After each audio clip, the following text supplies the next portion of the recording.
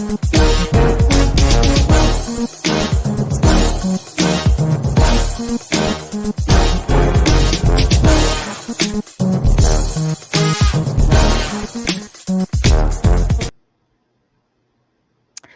hello, hello, and welcome to another episode of the Empowered Presence podcast.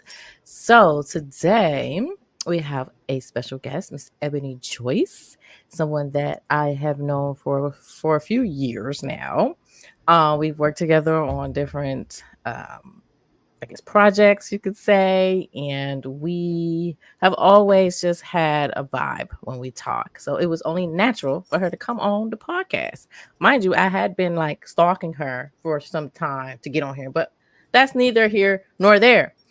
Let's introduce her. Ebony Joyce is the owner of Next Level Career Services, specializing in empowering mid to senior level professionals to elevate their career game.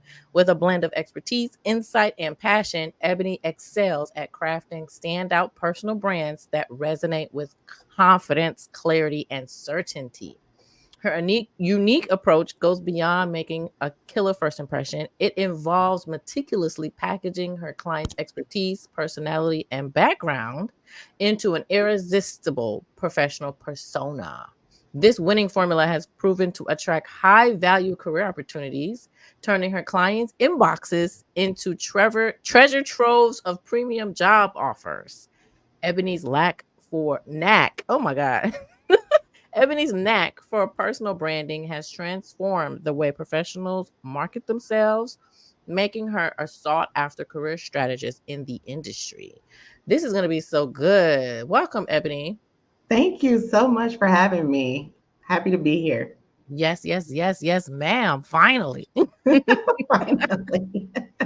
So, today we're going to be talking about storytelling as a differentiator, right? Yeah. So, how to craft that career narrative for impact. And I think a lot of people don't necessarily think of storytelling as it relates to job searching, right? I, Mhm. yeah, I know for me, when I first started in the industry, I was like, I didn't get it. What do you mean storytelling? What's the story here? Like, we're just putting some bullets on a resume. Storytelling. And I had to like figure out and learn, like, oh, okay, connect the dots and all this. And okay, so we're going to dive into this thing and really talk a lot about how we can incorporate storytelling to really connect with our targeted companies, and how we can stand out and be memorable in an interview, and even how we can market ourselves online and in person as it relates to, again, showcasing what we've done in the form of a Yeah. story. So Yeah. tell us a little bit about that concept of, storytelling in the career job search sense. Yeah. So I think, again, like you mentioned, right? I think when we first start in our careers, we don't necessarily look to stand out, right? We look Mm. to blend in. And so we are just looking at those bullet points and we're just going off of those things that are there versus really putting together and going back and doing a reflection of what we've actually done and packaging those packaging those experiences into engaging stories, right? So we miss that point because we're like, this is what the job description says. So I'm trying to make sure I focus more so on that than talking Mhm. about my unique experiences. And so we get caught up into what that really means. And again, for a lot of us, we don't want to stand out. We want to blend in so that because we believe that's going to be the thing that gets us a job, right? Where when it really is all about separating yourself from the pack. That is such an interesting perspective. I never even thought about that in terms of we don't want to stand out. And our jobs, right, as career coaches and resume writers and coaches and things like that, is we want you to stand out. Meanwhile, you're coming like, I don't want to stand out. I just want to get this job. Let me lay low. Just do what I Yes. gotta do. Bare minimum. Get it done. Like, Matt, put the bullets in and keep it moving. Right, And right. I think that's a big mindset shift.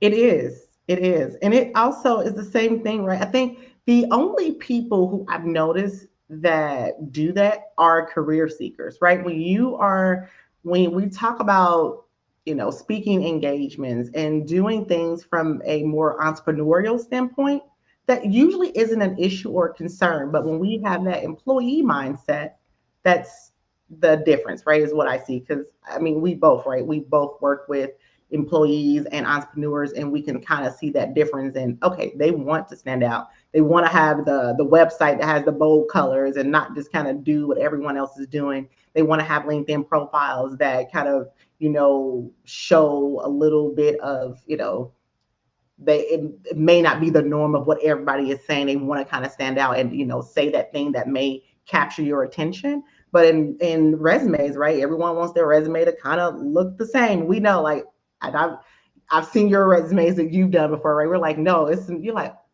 it jumps at you off the page, right? So it's like, no, this is not your typical run of the mill resume. This is not going to be your typical run of the mill LinkedIn profile. But as employees, shifting that mindset does take some practice.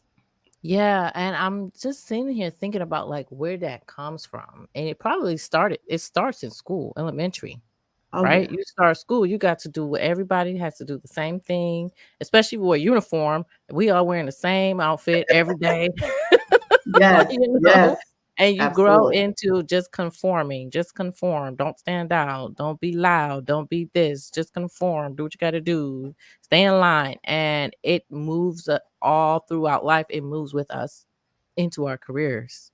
Yeah. And Yeah. honestly, it ends up being a bit of a disservice, especially for those of us who have big goals and aspirations. Yeah. Because how do you blend in, but then you want to stand out at the same time, right? Like you Right. can't be hot and cold. Like you gotta choose one, right? Yeah. Mm-hmm. So, um, and it's funny because I see like more of the younger generation, they're more willing to be like, hey, I want to stand out. And so I mean, I think it also is very generational. And when we look at that, so there are so many, I think, um, mindset issues that we're wanting to get out of. But again, like you mentioned, right, some of it stems from school, it stems from, our home and all these other um, aspects of our lives that really impact who we are and how we show up. And Mm-hmm. for some of us, wanting to show up different but not be seen, right? Like Mm. especially for women and women of color, it's like, ooh, do I want to be seen? Do I want to show up? I don't want to stick out. I know for me, like I've worked in organizations where I've been the only woman, so it's like I'm already sticking out. Like, do I really want to make this comment and stick out Mm. even more? Do I really want to, give my opinion and, be the elephant in the room? So I think, a lot of it also is the environments and the industries that we choose or decide to work in as well that also play an impact in that, right? So especially for, industries where there are not a lot of women, do I want to just blend in and be under the radar, or do I want to showcase who I truly am and show up as my authentic self? And for some of Mhm. those things, it could be challenging for us to do, especially if you feel like you don't have any resources available to help you and support you along that way. Yeah, yeah, it's definitely a struggle for a lot of us. I love that you brought this up because when we talk about storytelling as a differentiator, part of that is being heard, right? Yeah. People have to hear the story, meaning you Yeah. have to speak up, you have to have a voice, right? And you want it to be your real true voice. You don't want to put on a persona because that's never healthy. Yeah. I always So, say, if who's going to show up, if the persona shows up in the interview, who's going to show up to the job, right? Like, mm, so how yeah, long do you wear this mask?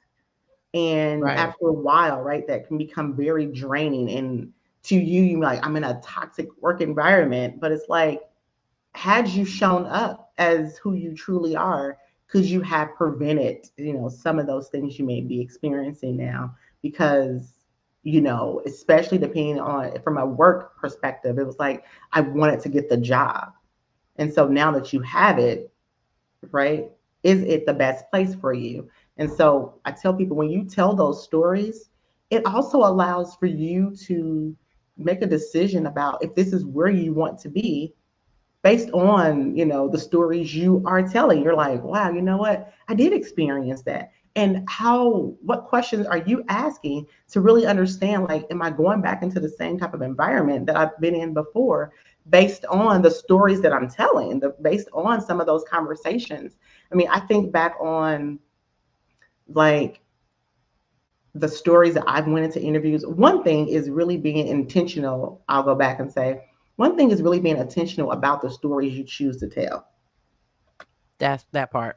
Right? Like, you have to, and yes, you want to make sure that it coincides with what's on the job description. And so I tell people all the time, you don't have to come up with 10 unique stories for every interview that you do. Your stories may be very similar, because there may be one, you're only talking about one particular aspect of that story. I think that sometimes with us, we don't know how to correctly tell stories. Mm-hmm. So that is the issue, right? Like, we will go on and on and on and on. And it's like you've lost your audience because you're trying to really give them the entire story Mm-hmm. versus tying into that one point of the story that's really going to capture and captivate the audience, right? So, Yeah. I have an example for this too. I was trying to hire a tutor for my son, and he needed help with math. Okay, the man can read. He used to read the resumes that I wrote, right, at like 7, 8 years old. And but math is his demise. Okay, so I was looking for a tutor for math, and I found this lady. So we were having the conversation, and she went on and on and on, telling me her story about how she was in China and she helped the Chinese read in English. I don't I don't care. Sorry, I don't care. Respectfully, I don't care. It's nothing to do with what I'm asking you for. So, absolutely. although the thing is, what I recognized in that moment was she was so proud of that accomplishment. And it was a great accomplishment. I'm not taking that away from her at all. However, how does that provide me the trust that you're going to come in and help my son do better at math? Yes, You don't have a absolutely. math story to tell? Yes. Yes. Yes. And it happens all the time. I think for me, even when I used to, like earlier in my career, I used to go in and I don't know what the heck I was even talking about. I'm like, did that make any sense? And because what I would do was I would always get back into the car. And look, I feel like it was years ago when we used to do in-person interviews. But I would get back in the car and I would always reflect, because I'm like, okay, now I need to write my thank you letter. So I'm going to do my reflection and talk about what I missed. And I'm like, oh my gosh, I feel like I just need to do the whole interview. I missed the mark completely. Mm. Luckily for me, like, the people who were interviewing me were hiring managers who did not know what to look for in the interview, because they were like early in their Mm. careers, so they didn't know. Like, they're like, oh, that sounds great. I'm like, that was terrible, because I'm like, I've been doing this for a while. I'm like, I know a good story when I hear one, and that was not a good story. Luckily, it had worked out for me, but I also recognized my flaws in that. At the same time, it was like, okay, we have to do better. Yes, I got the job, but that my ability to tell stories, I have to do that in my personal life better, so that when I get into this setting, i'm I'm already acclimated to telling stories in a way. And I do that now. People are like, I'm like, hold on, let me go back, because that's not.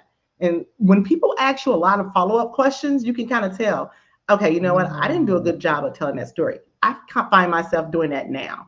My sister, like, she asked me two follow-up questions. I'm like, oh gosh, I didn't do a good job of just telling you that story. So it really is being intentional about it. And I always tell people, like, now for me, when I tell stories, you could ask me probably three different questions and I can give you the same story, but just different viewpoints in that story, right? So, Mhm. like, sometimes I'll ask my nephew, I'm like, how was school today? And he'll tell me about I'm like, oh, what happened? That's like I have to phrase the question differently, and he'll only give me just an aspect of what happened. But if I say something else, I'm like, oh my god, he went to lunch and he was outside on the. I'm like, we're gonna be here about 10 more minutes because he's really getting into. But he was like, let me tell you about this thing that happened today, because he's like the other stuff that happened today really was a non-factor, but this thing right here, oh my gosh, TT, you have to hear this. And I'm like, okay. And I'm really engaged into his stories. And I'm like, I do the same thing in interviews. I'm like,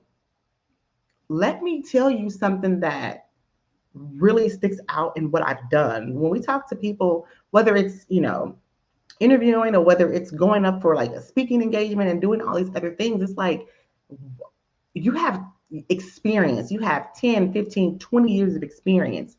We know that you know how to do the thing. That's never the question when you're at that point.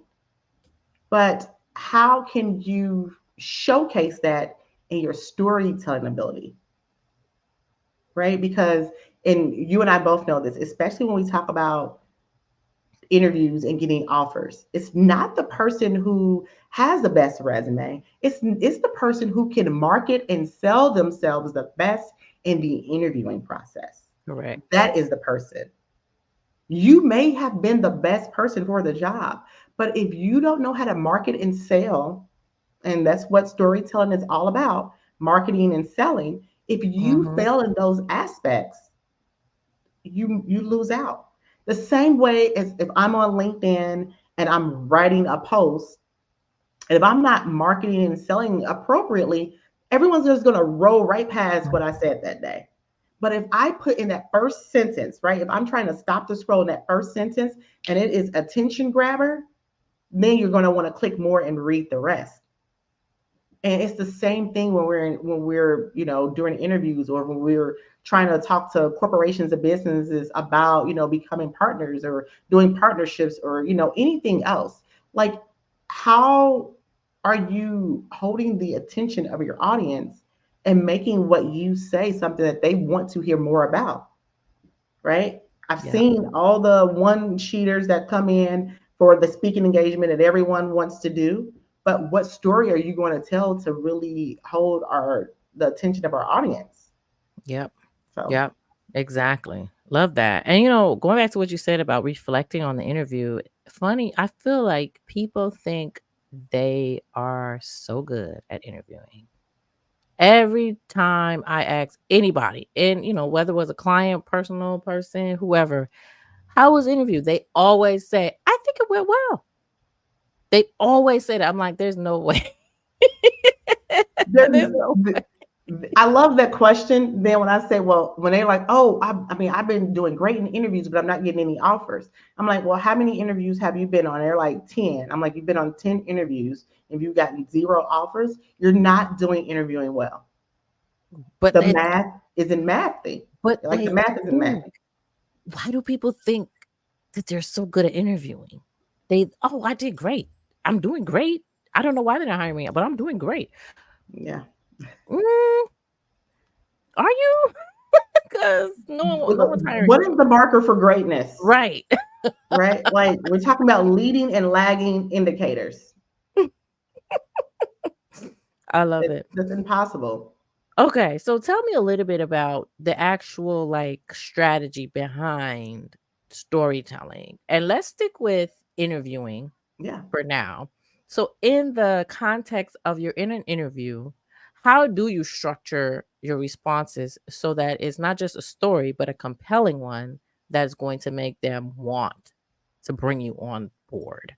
Yeah. So a part of this is really looking at the job description and really understanding that. I think like that's the first problem that a lot of people have is they don't really understand the job description. They're reading it and they're typically just checking off boxes to say yes, yes, yes, yes. Oh yeah, this is a great job.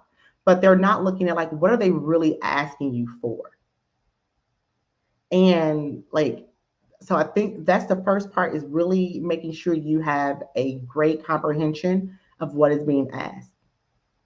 And then being able to, like how we were in school back in the day, they used to have us, a story has a beginning, a middle, and an end. So let's make sure we craft stories around, like, we have a beginning, we have a middle, and we have an end.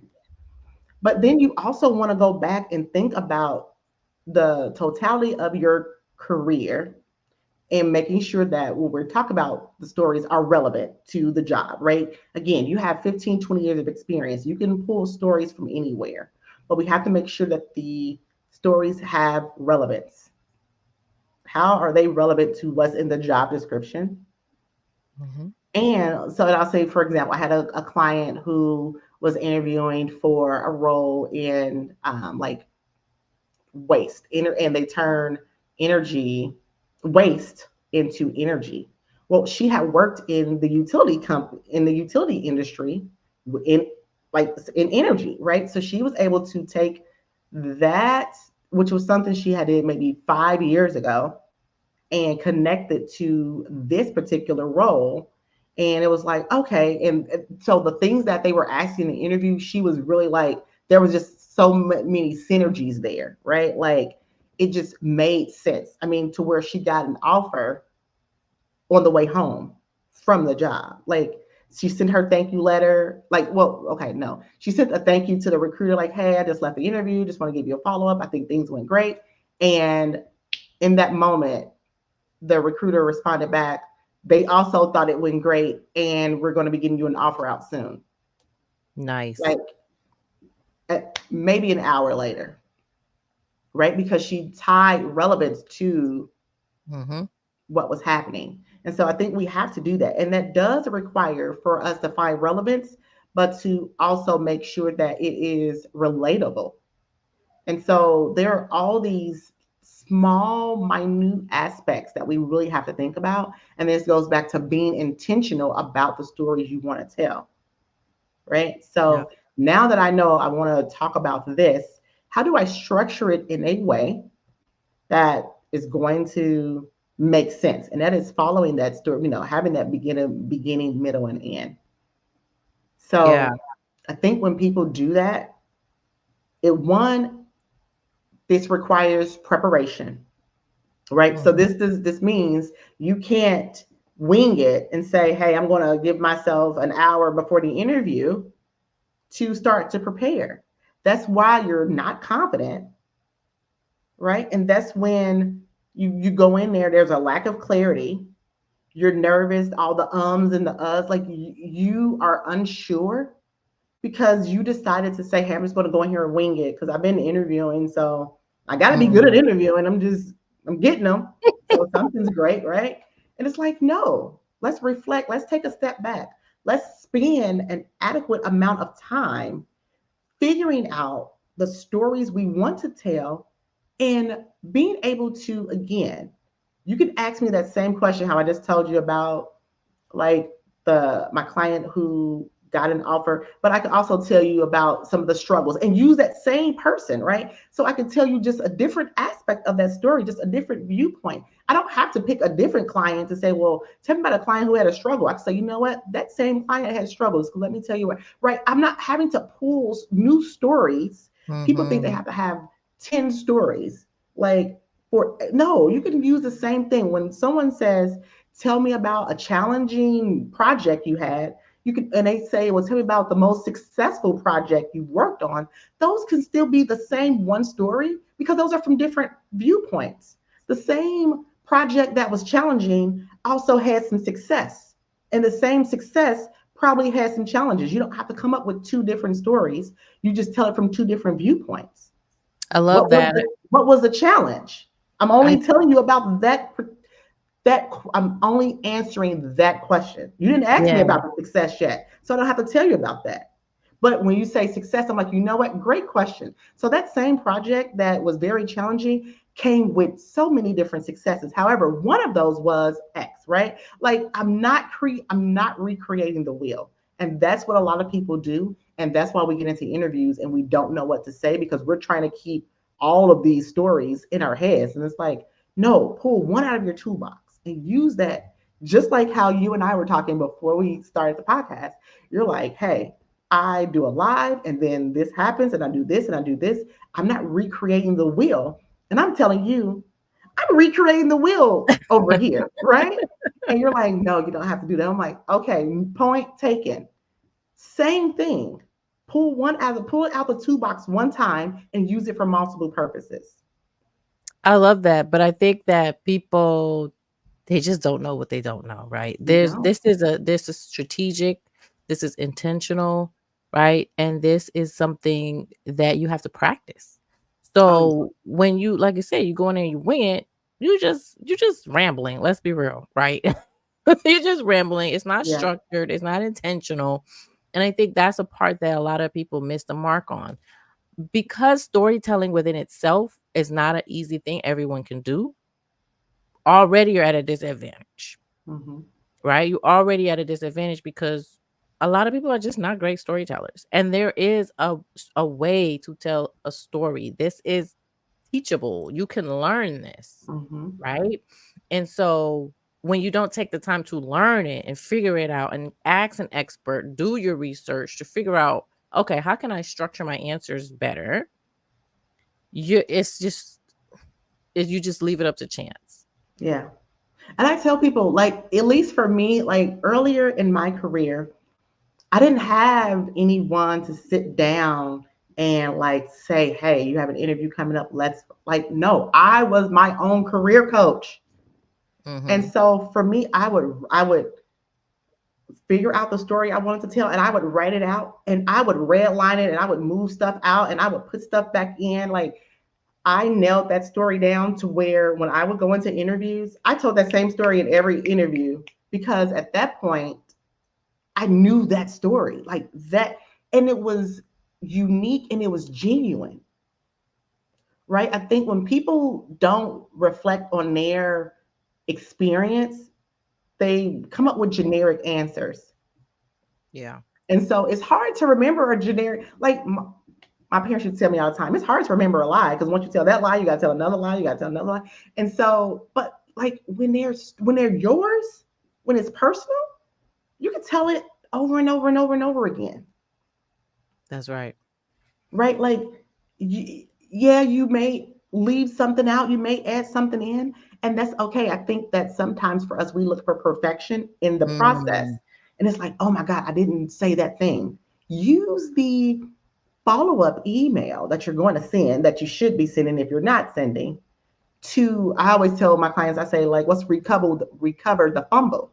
So if you feel like you fumbled, let's recover it and let's recover it in the email and say, oh, by the way, you asked this question and let me tell you, follow it up there. You don't have to just miss the mark completely. But when you're also trying to, now this is one thing, trying to memorize is not the same as Mhm. knowing your stories. And I think sometimes people get that Yeah. confused and they're like, they're trying to remember every and is the in the story. And so they're getting tripped up because they're like, I'm trying to remember the story. And like, even if you're going to tell the story, like, you have to know it. You just have to know it. And it's okay if you don't know it by heart. No, you don't want to sound like a robot, but you should be. It's not a matter of memorizing. It's a matter of being confident and clear and concise in your story. Doesn't Yes. mean you're going to get every word right, but you still, the point was still, they still were able to take the they still were able to get key takeaways from the story, even though, I mean, you didn't miss the premise of the story, right? Yeah. So I think it is around that, that people really want to make sure that when they start writing out, like they want to memorize. And I do recall going into interviews, oh my gosh, this was years ago. And I practiced and studied so much. I probably had the Word document etched in my brain because the hiring manager was like, listen, I know you know your stuff. I know you know. He was like, but you're going to be me, the VP or the whoever he was coming in from Germany. And he was like, I need you not to do that. I need you not to remember. I need you to be prepared, but I don't need you to be a robot. And I had never, I mean, because there is a thing, and there are two things that you can never be: overdressed and over prepared. But in that moment, it wasn't that I was over prepared. I was so nervous Mm. about what if I don't say this and what if I miss this and what if I don't. And once I just took those things out and I was like, okay, like when someone says, hey, I know you know your stuff, but I need you to show them that you know it. That boosted my confidence so much, knowing like he knows. However, don't do that again. And I had never went into an interview the same way again. I was like, all right, we're gonna prepare. Well, we're just gonna prepare. Let's not do the most. I don't have to be extra. I don't have to, be a peacock and like stick my chest out and show I know everything. I just need to show that I know what I know for this role, Right. right? And so yeah, it was the best feedback that I have ever gotten from an interview that I took with me. Again, this is probably 9 years ago, 10 years ago at this point. And I still remember that. And I remember the person who told, I mean, it was amazing. It helped me more than any other feedback I had ever gotten because I still use it. And I tell my clients that all the time. And so that was the gift that really just kept giving from that feedback he Right. gave me. Awesome. Awesome. So I want to talk a little bit now about personal branding, Mhm. right? As it relates to storytelling and differentiating yourself and like, giving providing people with your career narrative. Like how does this all tie together now? Because you do a lot of personal branding as well. And so how do we weave the storytelling concept into personal branding? Yeah, like it's I think this goes back to the conversation that you and I had. Is understanding one, what is a personal brand, right? And it goes back to being able to stand out, like using, just for example, your LinkedIn profile and really telling like what is your experience and not just the stuff that I can find on your resume, right? Like really telling your story. Like, how did you get here? What do you, how are you that purple squirrel? Like Mhm. being able to, and this goes back to what we said, right? Being able to tell the story and not write what everyone else has on their profile, right? I think we get so caught up into our profiles have to look a certain way. It's our personal brands have to be this, and it's like your personal brand is personal, so it doesn't look like the next person. Even if you are, we are all snowflakes. So even if you have the same degree and you worked at the same company with someone else, like your experiences aren't the same, right? So being able to talk specifically about your experience. No two people's experiences, no matter how much they may seem that they are alike, they're very unique. And it is being able to talk about that uniqueness and not, I think sometimes people don't want to get specific in details about certain things, especially when it comes to our careers, because our careers are personal, right? And so people don't want to share certain things, but those things are what makes you stand out and makes you, yeah, like it makes you stand out from the crowd. Yeah. It's funny you're saying that because I feel like there's so many people now especially who like write resumes, right? And when I was in the resume world and I had, the mentoring group and all of that, I looked at a lot of different websites for Yep. different resume. We all do the same service, right? At the end you're going to get a resume rewritten. But everybody's message was different. Everybody's color Mhm. scheme was different. Everybody's price structure was different. Everybody's Mhm. processes was different. It was amazing to me to see because, I did the same thing and I was like, "Oh, you do it that way? That's crazy. Yeah. Oh, you do it that way? That's genius. Right? And it's like no Yeah. matter what, we all did the same thing, but we all have our own spin on it. And I love that because at the end of the day, it's also a matter of knowing and understanding that you're unique and your people will want to follow and do business with you, Yes. right? Yeah, I There's remember, when we first started, it was oh my gosh.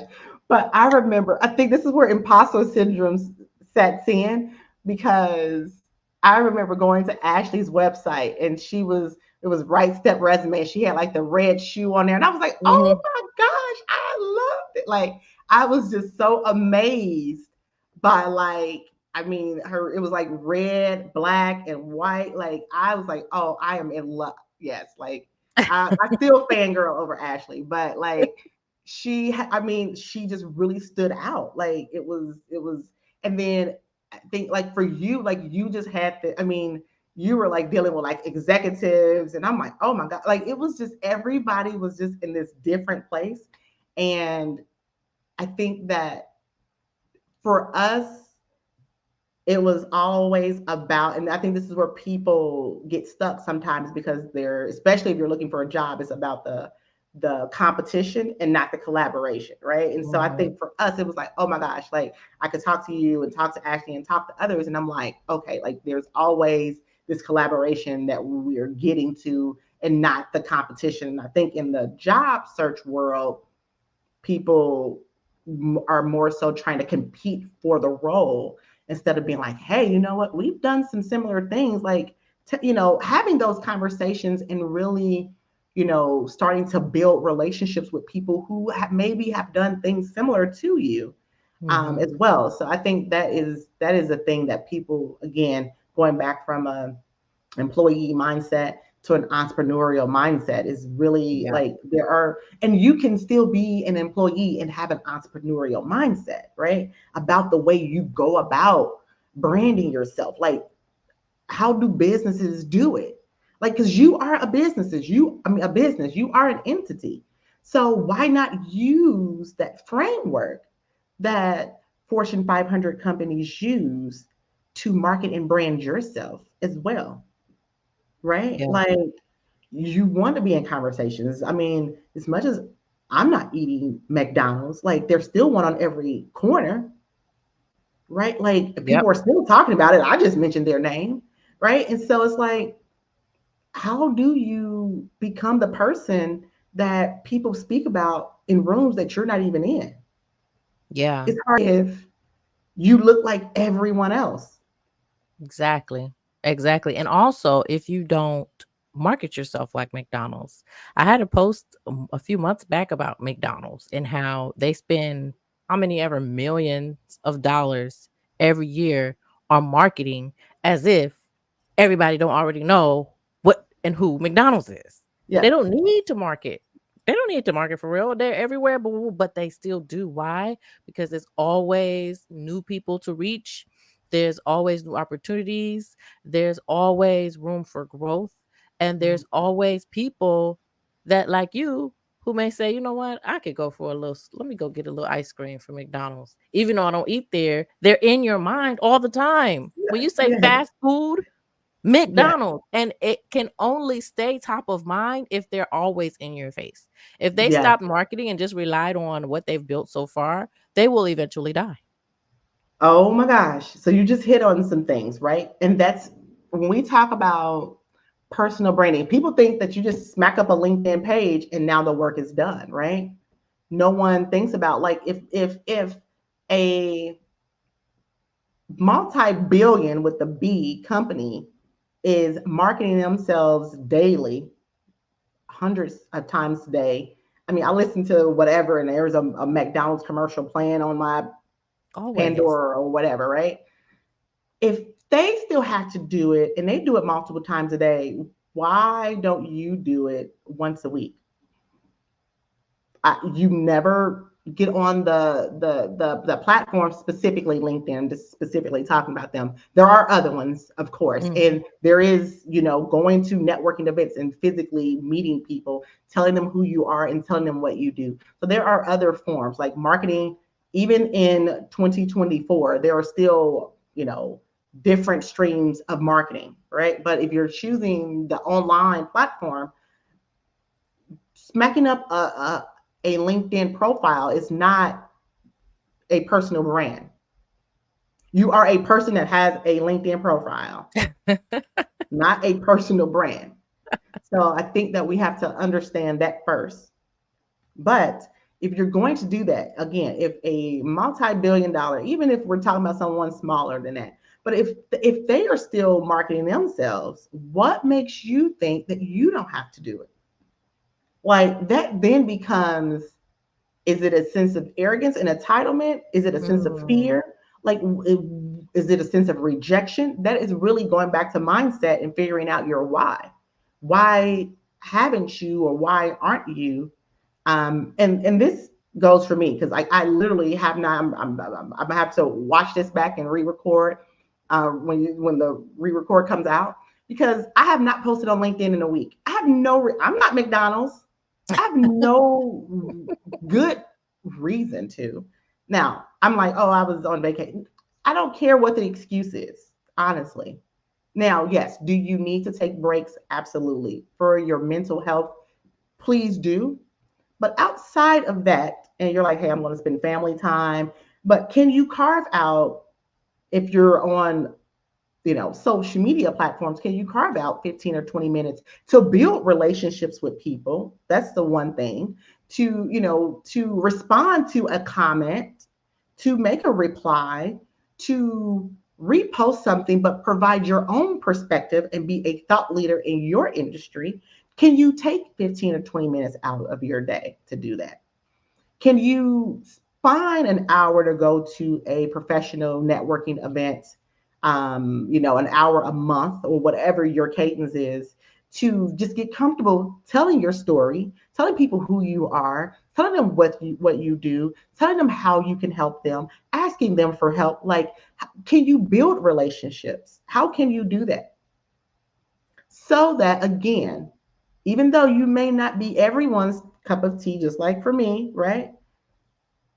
I don't like the food, but someone does, and that it could be a room full of people. Someone may say, you know what, that person's not for me, but you may be the person for someone else, and they're like, tell me more about this person. Right. How do you do that if no one knows you? If no one Yep. knows who you are, they can't find you.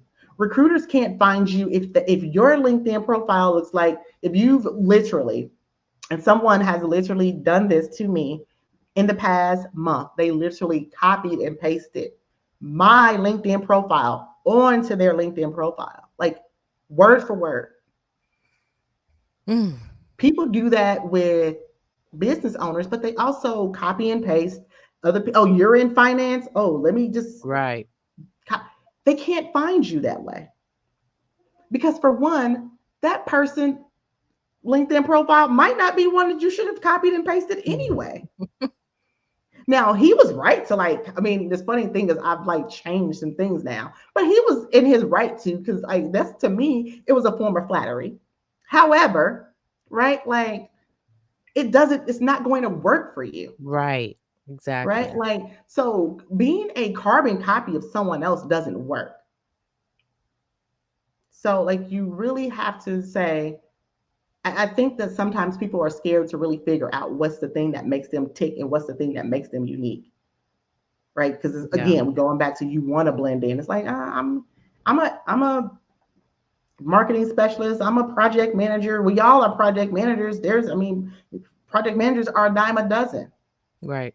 But if you don't want the dime, if you want the $250 salary versus the dime salary, then you have to stand out, Yep.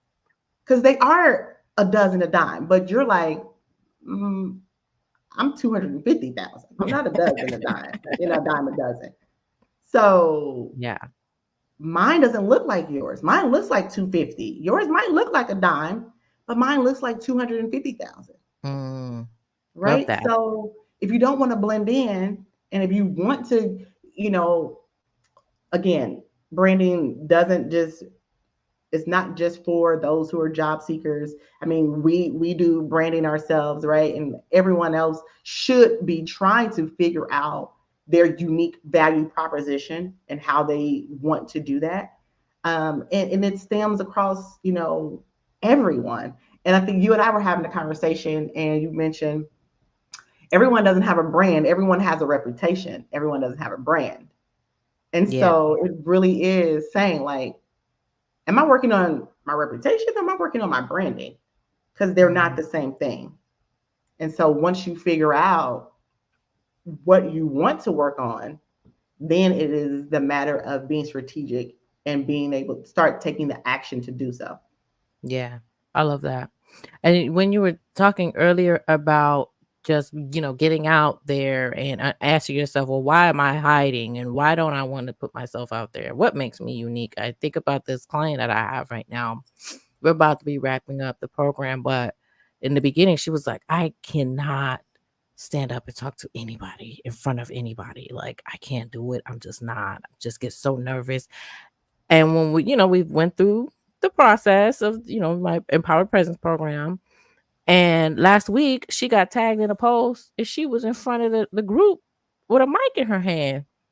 I screenshot and I sent it to her and said, "What is this?" She's like, "I know, but you have helped me find my voice and my confidence." And it's like, it wasn't that she didn't have a good story to tell. It wasn't that she didn't have her expertise. It wasn't that she wasn't unique. She didn't recognize it and she wasn't confident enough to articulate it in front of other people. Mhm. That's what it boiled down to. You I'm empowered not her. Yeah, basically, I'm not here to give you your story. I'm not here to give you your uniqueness. You have it already. I'm here to kind of pull it out of you and Yeah. provide you with a safe space to determine I can do this and Yep. be able to articulate that value. Yeah. And so now I see her doing that and I'm like, "Oh, you got this. Yeah. You good." Yeah, it goes back to, like, I tell people all the time, you can't read the label from inside the jar. So when you work with coaches, we're just reading the label from the outside, where Mhm. you're trying to read the label from the inside. So it's Mm. easier for us to do that because we're not inside the we literally get out. We don't put ourselves in that jar. We're not jumping into the river with you and being like, yeah, you're right. I see why you don't have the confidence, and I see why you're doing it. Like, we're like, no, you know what? I hear you, like you said, fighting that safe space, but we're not jumping into the river of misery, and we're not going to swim Right. in that negativity with you, right? We're like, we're going to stand on the side, and we're going to help you come across outside of that muddy water into, you know, blue Jamaican water where you can just learn how to backstroke, and like you just, yes, like, we're gonna get you there, right? And Yeah. so I think that's the thing. Like, we're on the outside, and we're helping you see things that you could not otherwise see, Yeah. or sometimes, right, you don't want to see for a myriad of reasons, right? So it's the rejections, it's the other things. What are people going to Mhm. say? It's all the things that we have no control over, and we don't know for sure are really even happening. Right. It's most of the time really just stories that we created in our heads that we bought into and now became our reality, but it wasn't Yes, based on any yes. truth. And stop creating the stories in your head and put them into real action. That's right. Make them So, real stories that you can really tell. yes, I have a question for you. So, Yeah. when we talk about like crafting your career narrative, right? How does someone go about starting that process? Are there certain questions that you should ask yourself to start to like get these stories down on some tangible like piece of paper or Word doc versus just having it, what is the word? Just having random memories in your head of things that Yes. happened in your past, in your career, Yeah. etc. How do we go about starting the process of sitting down and saying, "All right, what is my journey?" What questions do you ask yourself? Like, how do you get started to like actually start creating the story? Yeah. Your stories are a few things. They're your achievements, your accomplishments, they're your failures, right? They're all of those things. And like sitting down, and this is what I have my clients do, and I recommend that people do this on a, figure out a cadence.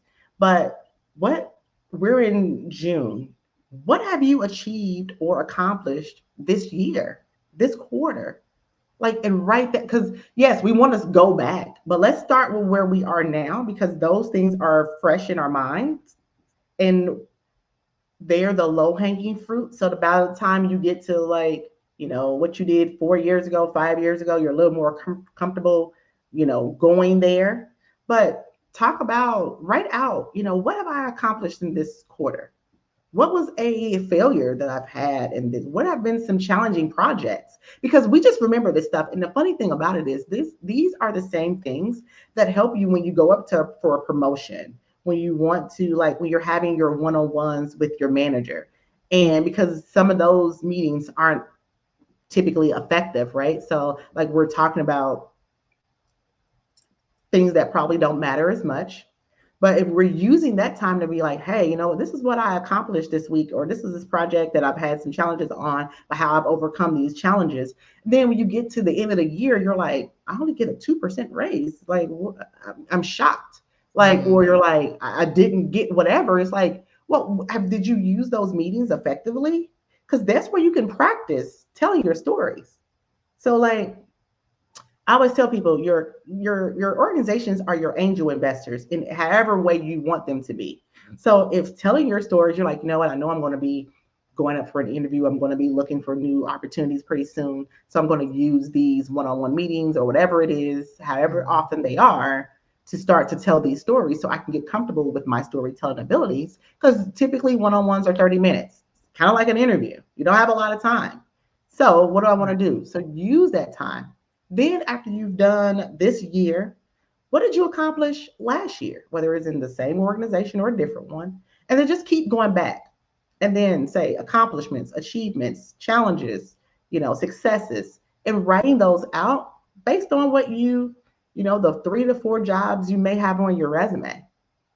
Because by the time you get to job 3 or job 4, you can only probably think about one or two things because they're so far removed. But or you may have a few more. It does require time. So I don't tell people to try to do it in a day, but it is Right. definitely taking that time and saying, you know what, this week I'm going to work on what I'm doing now.